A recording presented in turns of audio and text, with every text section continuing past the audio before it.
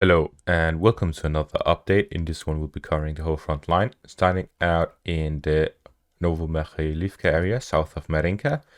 We see that the Russian forces are conducting a general offensive in this area as they are attacking every village and compound of the Ukrainian military in this area.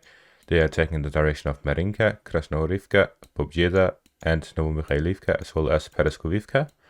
So attacking in every direction and as far as they can reach.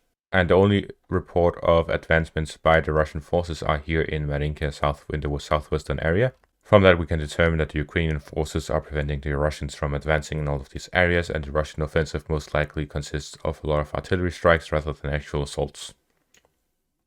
Moving on to the Donetsk front itself, we see the Russian forces also attacking the direction of Nevelsk as well as Pervomaisk. However, the Ukrainian forces have started some sort of counteroffensive by Sheverne towards Vodiane to create a buffer zone between the Ukrainian forces and the Russian forces, as this area here is an open field. So pushing the Russians back will allow them to have more area for them to launch counter battery strikes on the Russian targets.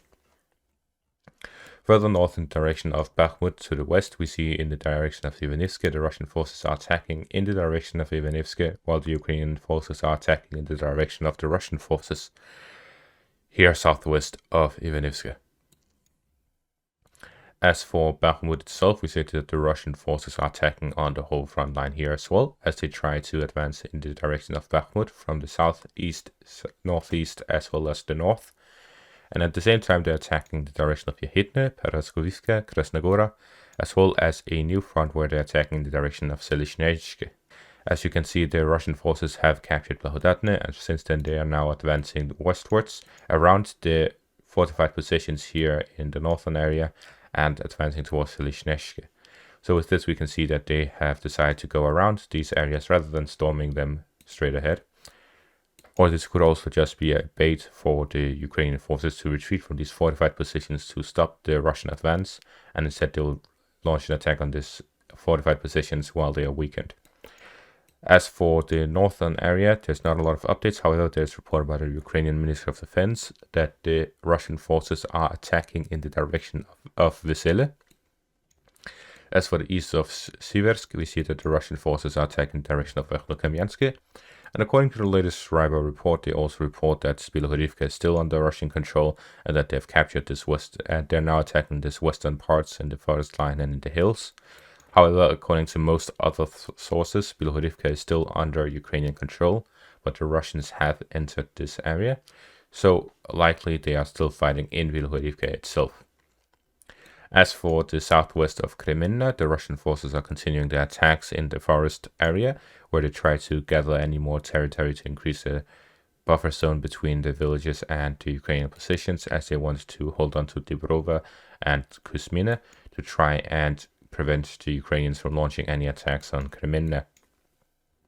And west of Kreminna, we see that the Russian forces are attacking in the direction of Nevsky as well as Terny, west of Terepopivka, trying to expand the zone of control here as well. As similar to the Vodiane area, there's a large open field. Whoever controls this open field has a lot of territory to retreat from and through, allowing them to launch a lot of artillery strikes on the advancing enemy. And at the same time, they will allow them to conduct offensive operations in the opposite villages. Finally, to the northern area of the Kharkiv-Luhansk border, we see that the Russian forces are continuing their attacks against Novoselivsk as they try to recapture the village.